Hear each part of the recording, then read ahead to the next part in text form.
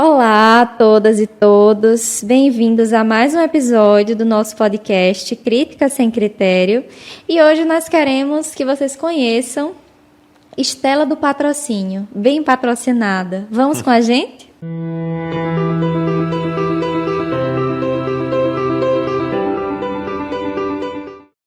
Então, no episódio anterior, Vitor, a gente falou sobre a reforma psiquiátrica. A gente conversou um pouco sobre esse contexto, o que é que isso provoca em cada um que está no processo de institucionalização. E aí, a gente vai ter o prazer de falar sobre uma pessoa que é muito importante que as pessoas conheçam sobre ela, que é a Estela do Patrocínio. Como ela mesma dizia, Estela do Patrocínio bem patrocinada. É importante que a gente fale sobre a Estela do Patrocínio, porque nesse contexto em que Estela, a gente vai ver que foi uma das pessoas que esteve institucionalizada, nesse contexto há muito o apagamento, o silenciamento das individualidades de cada um, do que cada um pode também produzir enquanto arte, como a gente conversou aqui com a Mai também, a Mai Honorato. Então, é como se as pessoas ficassem reduzidas, aquele mesma forma de se vestir, a mesma forma de ser vista, a mesma medicação, então aquela mesma história. Então a pessoa vai ficando muito uniforme, enquanto é tão plural.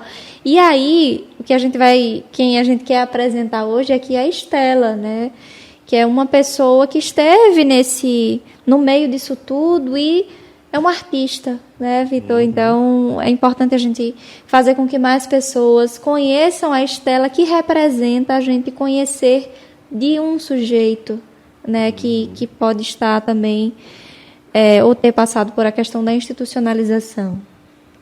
Exatamente. E aí a gente conhece muito Estela, a partir de um livro chamado Reino dos Bichos e dos Animais é o Meu Nome, no qual a Viviane Mosé reuniu a obra ali de Estela, muito a partir do que foi resgatado de gravações.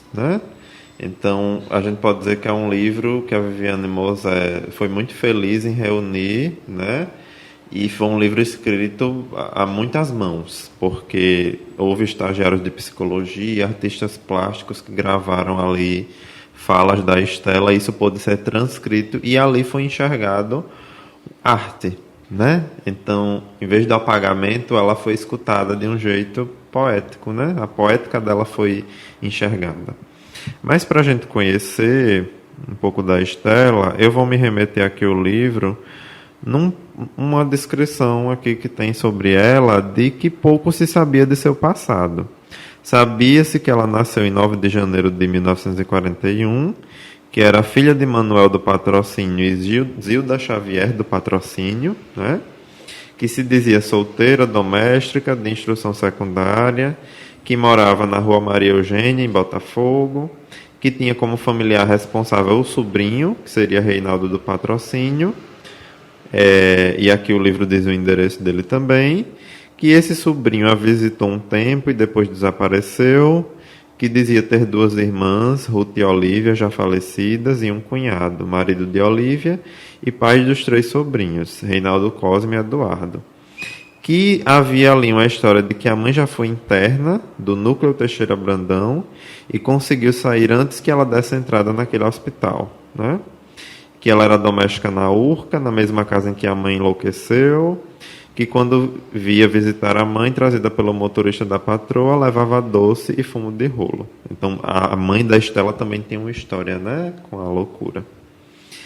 E aí, Estela é essa pessoa que nos arrebata, O livro até chama ela de estrela. O que brilha com luz própria, ninguém pode apagar. Eles colocam aqui uma frase do Pablo Milanês, que é essa que eu falei.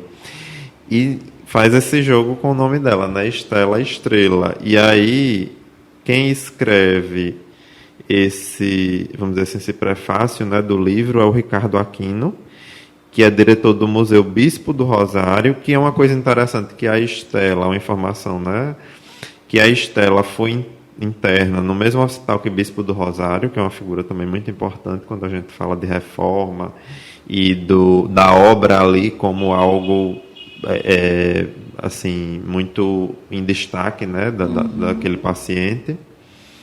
E aí ele disse que o texto de Estela do Patrocínio que vem à luz neste livro já nasce como um marco na literatura brasileira, revestindo-se da maior importância e significado. E aí ele diz, né, que ela iniciou sua carreira psiquiátrica, como eles colocam aqui, em 1962, no Centro Psiquiátrico Pedro II, e em 1966 ela foi transferida para a colônia Juliano Moreira, que foi onde ela permaneceu por quase 30 anos, né, e nunca mais saiu de lá. E exatamente essa colônia foi onde o Bispo do Rosário também ficou. E aí tem até uma história engraçada, né, Tainá, de como ela descreve que ela foi levada, né, ao hospital.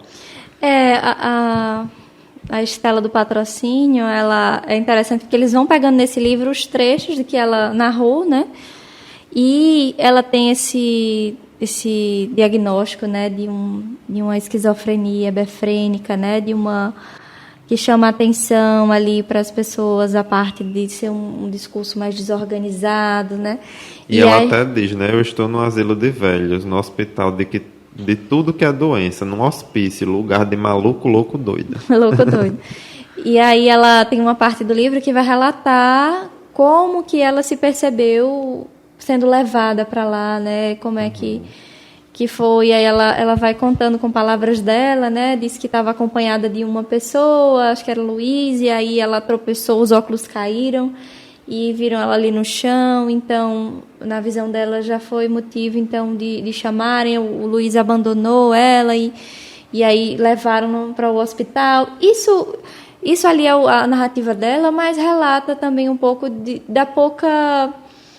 pouco tato, assim, da pouca informação que é dada, né? Uma pessoa que vai ser levada a um hospital, ainda mais naquele tempo. Exatamente. Porque naquele tempo o critério de se internar alguém era algo muito torpe mesmo, né? De qualquer coisa ali fora da norma era colocada numa instituição psiquiátrica, né? Ainda que não significasse hoje em dia, o que é dito é que se esteja oferecendo algum risco a si mesmo, né? A outra pessoa, mas antes eram outros, a gente já falou sobre isso, né? Outros critérios. E aí, para a Estela, ela teve esse, como o livro volta, uma carreira, porque foi muito tempo, né? 30 anos num hospital. E ela diz uma coisa que eu acho muito marcante, assim, que ela nos arrebata, né? Ela diz assim: eu estava com saúde, adoeci, eu não ia adoecer sozinha, não, mas eu estava com saúde. Estava com muita saúde, me adoeceram, me internaram no hospital e me deixaram internada. E agora eu vivo no hospital como doente. O hospital parece uma casa. O hospital é um hospital. Então, como ela diz, né? Me adoeceram, me trouxeram, parece uma casa, estou aqui, mas o hospital é um hospital.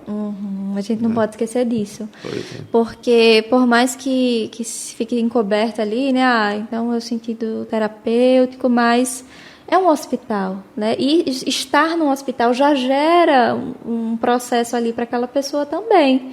E aí tem uma outra coisa bem interessante do livro, que é justamente sobre a forma dela se comunicar, dela falar. Tem uma parte que diz que tinha um ateliê lá no Juliano Moreira e que as pessoas costumavam pegar a tinta, fazer coisas. E ela era bem minimalista, fazia pequenos desenhos. Ela preferia mais escrever, né? E aí começou a chamar a atenção, porque o objetivo, na verdade, da produção desse livro era que fosse de várias pessoas, mas a dela chamou tanta atenção e aí precisaram se aprofundar mais no que ela falava, né? E aí tem uma parte do livro que diz assim, né, é importante a gente observar, porque quem é esquizofrênico é visto como essa grande desorganização, né? E aí no livro diz assim: Estela parecia capaz de se organizar nesta tensão entre ordem e ausência de ordem. Sua palavra é capaz de se manter sem necessariamente estar nos limites subjetivos, gramaticais e lógicos. Então, ela conseguia, pela arte, fazer ali uma coisa que fica entre a coisa poética, né? Entre a ordem e a desordem. Ela conseguia produzir esse efeito poético de uma forma tão interessante. E é bom que nesse livro, né, Vitor, ela coloca vários poemas, como o que a gente leu quando encerrou o episódio passado, e que meio que surpreende, né? Como se uma pessoa que tem ali, é dito que tem ali um transtorno, faz um tratamento como se ela não pudesse ter essa grande produção. E é importante a gente ver, porque às vezes é só assim que se enxerga quem é aquele sujeito que está por trás daquela coisa toda, né? E também para mostrar mais uma vez como ela não está por fora do que está se passando da realidade, né? Ah, o louco mudou a realidade, está ali a realidade. E ela vai descrevendo, ela fala do hospital, é uma prisão, ela descreve ali aquele ambiente. Inclusive, se eu não me engano, ela descreve até porque ela esteve lá no tempo da ditadura, né? Então, como ela percebeu que alguma coisa mudou ali, né? Aquelas pessoas ali fardadas, né? Então, ela não estava alheia. Ela nos conta a história, né? A poética da Estela do Patrocínio, ela não se restringe à estética somente.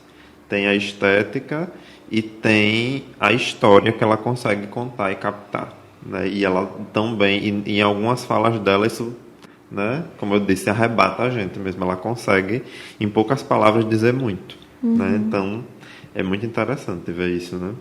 Vamos ler mais um poema dela? E aí tem um poema muito interessante dela, né, que inclusive a Linda Quebrada fez uma música chamada Medrosa, ode à Estela do Patrocínio, justamente para homenageá-la, né? E a Linda Quebrada tem essa pegada política muito forte na música dela. E ela faz uma música com base, né, nesse poema que diz assim: eu não tenho coragem de enfrentar nada. Eu tenho que enfrentar a violência, a brutalidade e a grosseria. E ir à luta pelo pão de cada dia, né? Então, de alguma maneira, ela está nos dizendo que ela tinha que enfrentar no dia a dia dela, né? E, ao mesmo tempo que a gente vê alguém se reconhecendo suas fragilidades, eu não tenho coragem, né? E além da Quebrada vai dizendo na música, eu sou muito medrosa, cínica, covarde, ou seja, reconhecendo coisas que a gente tem medo de reconhecer, né, na gente também, que a gente também tem medo, a gente também é covarde. A Estela traz isso também, né, de enfrentar isso, né, e de confessar, e ao mesmo tempo dizer, mesmo assim eu tenho que enfrentar a violência, a brutalidade e a luta. Então ela nos diz muito sobre a vida, né, ela nos dá uma lição de vida. Por isso que é tão imensa, né, essa poética dela. E a gente convida vocês a conhecer um pouquinho da Estela do Patrocínio, e a gente até vai colocar, né, disponibilizar um pouco no Instagram alguns poemas dela, acho que vale a pena. E é bom que a gente possa ter esse olhar sempre promovendo mais, né, um pouco de algo que dê espaço, né, para a subjetividade e não a esse resumo puramente adoecedor, né, de uma instituição. E, bem, eu acho que a gente poderia encerrar. Eu queria pegar mais um poema aqui dela. Todos são tão bons, né, que é difícil até a gente selecionar. Mas tem também um que é justamente o título que a gente escolheu do nosso episódio de hoje, que diz: eu sou Estela do Patrocínio, bem patrocinada. Estou sentada numa cadeira, pegada numa mesa negra, preta e crioula. Eu sou uma negra preta e crioula, que a Ana me disse. Então, fala também desse processo, né, do que, como é que ela se reconhece, os outros elementos que fazem parte da constituição dela, que isso que é importante a gente também fortalecer e reconhecer em alguém, né, que pode ou não estar em algum acompanhamento. Pois é, e que a gente sempre busca conhecer a nossa história, né, porque a Estela do Patrocínio é conhecer a história do Brasil, que muitas vezes é apagada, e a gente não pode deixar apagada para que não se repita certas problemáticas, né, que ela teve que passar. Exatamente. Então, esse programa hoje é uma homenagem a ela, né, Vitor? Então, vamos ficar por aqui e até o próximo episódio. Até o próximo.